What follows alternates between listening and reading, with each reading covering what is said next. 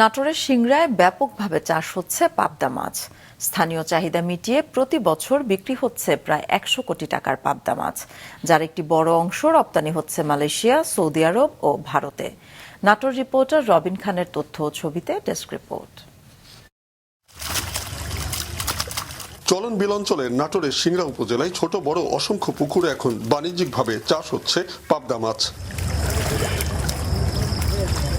মাত্র 4 থেকে 6 মাসেই বাজারজাত করা যায় বলে অল্প সময়ে ভালো লাভ পাচ্ছেন খামারিরা।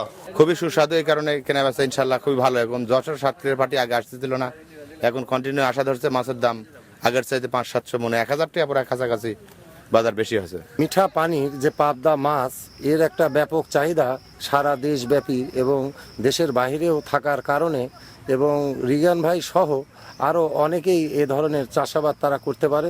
কয়েক বছর আগে হাতে গোনা কয়েকজন এ মাছ চাষ করলেও বর্তমানে চলন বিল এলাকায় খামারির সংখ্যা প্রায় 2 শতাধিক। 1 বিঘা পুকুরে প্রায় 1.5 লাখ টাকা বিনিয়োগে লাভ হয় 3 লাখ টাকারও বেশি।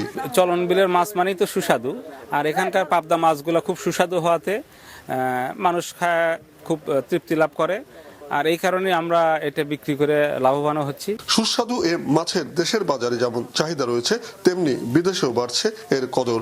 স্থানীয় ও দেশীয় চাহিদা মিটিয়ে চলন বিলের মাছ রপ্তানি হচ্ছে বিদেশেও। চলন বিলের মিঠা পানির পাবদা মাছটা অত্যন্ত সুস্বাদু হওয়ার কারণে আমাদের এই দেশের গণ্ডি পেরিয়ে আমাদের আজকে এই মাছটা আপনার মালয়েশিয়া, তারপর আপনার হচ্ছে যে সৌদি আরব সহ ইন্ডিয়াতে বিভিন্ন প্রদেশে যাচ্ছে। উপজেলা সিনিয়র মৎস্য কর্মকর্তা জানান, চলন বিলের নাটোরের সিংড়া থেকেই প্রতি বছর প্রায় 100 কোটি টাকার পাবদা মাছ বিক্রি হচ্ছে। প্রতি বছর আমাদের খামারিরা প্রায় শতাধিক 100 কোটি টাকার পাবদা মাছ উৎপাদন করে।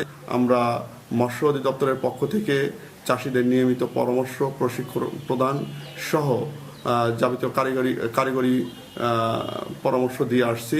সরকারি সহায়তা ও শুল্ক সুবিধা করা গেলে যুক্তরাজ্য, মধ্যপ্রাচ্য সহ অনেক দেশেই পাবদা মাছ রপ্তানি করা সম্ভব বলেও জানান উদ্যোক্তারা। মাছরাঙা নিউজ ডেস্ক।